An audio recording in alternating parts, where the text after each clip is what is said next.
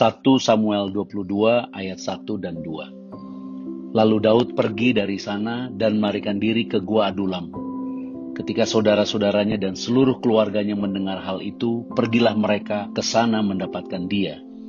Berhimpunlah juga kepadanya setiap orang yang dalam kesukaran, setiap orang yang dikejar-kejar tukang piutang, setiap orang yang sakit hati. Maka ia menjadi pemimpin mereka. Bersama-sama dengan dia ada kira-kira 400 orang.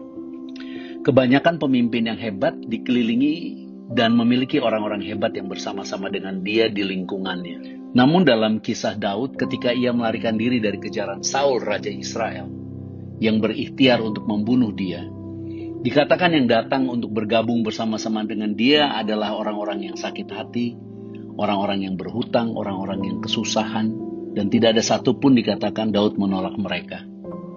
Dan dalam kenyataannya Daud kemanapun maju berperang, ia memperoleh kemenangan.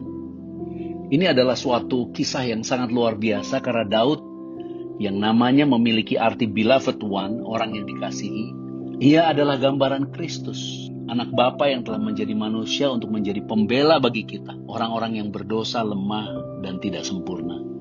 Dan sesungguhnya inilah yang Bapa berikan kepada kita sebagai anugerah dalam Kristus. Karena dalam Kristus kita menerima Roh Kudus, Roh Kristus, Roh pemenang, Roh yang teguh. Kita sebenarnya tidak diberi roh pengikut atau roh follower, tapi roh yang teguh kepada apa yang kita percaya, apa yang kita imani, yaitu kita percaya kepada kebenaran dan kasih karunia yang kita terima di dalam Kristus tanpa syarat untuk menjadi anak-anak Bapa di surga yang penuh kasih karunia dan kebenaran.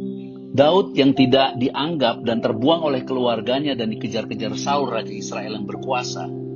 Namun ia sadar dan tahu bahwa namanya adalah orang yang dikasihi. Dan Daud telah diurapi menjadi raja oleh Samuel.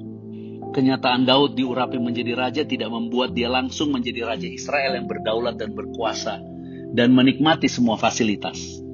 Tetapi karena pengurapan itu, dia bersikap sebagai raja yang berkuasa. Dia berperang sebagai pemenang dan dia memiliki hati seorang yang dikasihi. Walaupun kenyataan hidupnya pahit dikejar-kejar musuh dan tidak memiliki orang-orang yang membanggakan, melainkan orang-orang yang bersama-sama dengan dia adalah orang-orang yang kecewa, miskin, dan bermasalah. Dalam Kristus, kita adalah orang-orang yang dikasihi Bapa. Roh Kudus yang mengurapi kita, membuat kita menjadi pewaris kerajaan Bapa. Kita menerima Roh Kudus yang memenuhi kita. Bukan berarti kita naik jabatan, bertambah kaya, memiliki pergaulan yang hebat, dan tidak mempunyai masalah. Namun sebagai anak Bapa yang diurapi, kita adalah orang-orang yang penuh sukacita, penuh kasih, memiliki damai sejahtera, sabar, murah hati. Kita menjadi orang-orang yang setia, lemah lembut, dan memiliki pengendalian diri. Semua itu adalah karakter yang merupakan sumber daya manusia yang berkualitas. Kita tetap harus menjalani semua tantangan hidup dan bertanggung jawab atas semua keputusan kita. Tetapi dalam Kristus kemenangan kita sudah disediakan. Keberhasilan, kemuliaan, kekayaan, dan semua yang baik sudah disediakan. Sama seperti Daud kemudian menerima semua haknya sebagai raja. Demikian kita pun pasti karena iman menerima semua janji-janji Bapa.